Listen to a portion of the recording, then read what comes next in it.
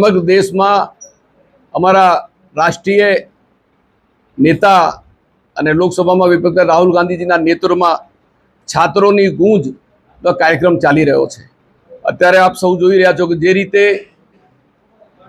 ભારતીય જનતા પાર્ટીના શાસનમાં 22 લાખ વિદ્યાર્થીઓ નીટની એક્ઝામ આપી રહ્યા હતા। એ 22 લાખ વિદ્યાર્થીઓ જ્યારે સમગ્ર દેશની અંદર નીટની એક્ઝામ આપી રહ્યા હોય, જ્યારે નીટનું પેપર લીક થઈ જાય, એના કારણે સમગ્ર દેશની અંદર યુવાનોની અંદર એક જન આક્રોશ ફાટી નીકળ્યો છે।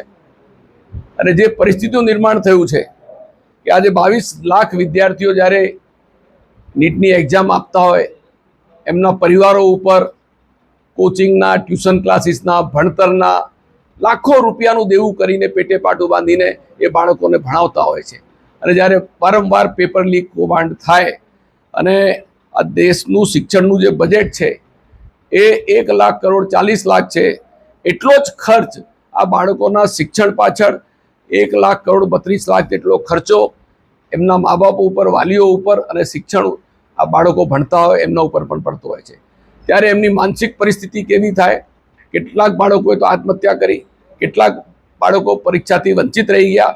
અને ભારતીય જનતા પાર્ટીના કેન્દ્રના નરેન્દ્ર મોદી સરકારના અંદર 10 વર્ષના શાસનમાં 89 વખત પેપર લીક કૌભાંડો થયા છે।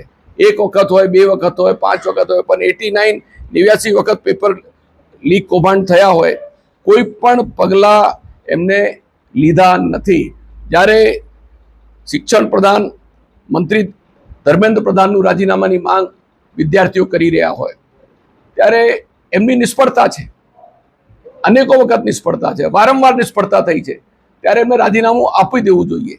ત્યારે આપણે જોયું કે જંતર મંતર ઉપર 2 દિવસ પહેલા જે વિદ્યાર્થી શાંત ગાંધી ચીજા માર્ગે પોતાનું આંદોલન કરી રહ્યા, ધરણા પ્રદર્શન કરી રહ્યા હતા, એમને રાત્રે જે રીતે પોલીસે ધરપકડ કરીને, લાઠીચાર્જ કરીને કોઈના માથા તોડી નાખ્યા, કોઈના હાથ પગ તોડી નાખ્યા, અને નિર્દોષ બાળકો અને વિદ્યાર્થીઓ પર, આપણા દીકરા દીકરીઓ ઉપર જે રીતે અત્યાચાર અને જુલમ કર્યો છે, એની સામે ગઈકાલે આ દેશના સંસદના વિપક્ષના નેતા રાહુલ ગાંધીજીના નેતૃત્વમાં અમારા અખિલ ભારતીય રાષ્ટ્રીય કોંગ્રેસના પ્રમુખ મલ્લિકાર્જુન ખડગેજીને, પ્રિયંકા ગાંધીજી, તમામ સંસદો વડાપ્રધાનના ઘરની આગળ ધરણા દઈને જે રીતે એમને વાત કરી કે ભાઈ મંત્રી ધર્મેન્દ્ર પ્રધાને રાજીનામું આપવું જોઈએ, અને જે રીતે આ અત્યાચાર થયો છે બાળકો ઉપર, નિર્દોષ બાળકો ઉપર, આપણા દીકરા દીકરીઓ ઉપર હાથ પગ તોડી નાખ્યા, માથાઓ તોડી નાખ્યા, એમાં ગૃહમંત્રીએ પણ રાજીનામું આપવું જોઈએ। ત્યારે હું માનું છું કે ગઈકાલનો દિવસ છે એ લોકશાહીની હત્યા છે। દેશના સંસદના વિપક્ષના નેતાને ઢસડીને લઈ જાય, એને ટીંગાટોળી કરીને લઈ જાય, શાંત રીતે ગાંધી ચીજા માર્ગે એ ધરણા ધરી રહ્યા છે। પ્રિયંકા ગાંધી એક મહિલા છે, એને પોલીસવાળા પુરુષ એને પકડીને લઈ જાય, તમામ ટીવીના માધ્યમથી દેખાયું છે, અને ભારતીય જનતા પાર્ટીની વહીવટની ટીકા પણ થઈ છે। ત્યારે આ મુદ્દે કોંગ્રેસ સમગ્ર દેશમાં વિદ્યાર્થીઓની સાથે છે, અને આજે છાત્રોની ગૂંજ સાથે અમારી તમામ રાજ્યોની અંદર અમે વિદ્યાર્થીઓ અને યુવાનો સાથે છીએ, અને એમના તમામ હક અધિકારી કરવા માટે કોંગ્રેસ સંઘર્ષ કરશે, સંસદ ઉપર પણ કરશે અને સંસદની બહાર પણ કરશે।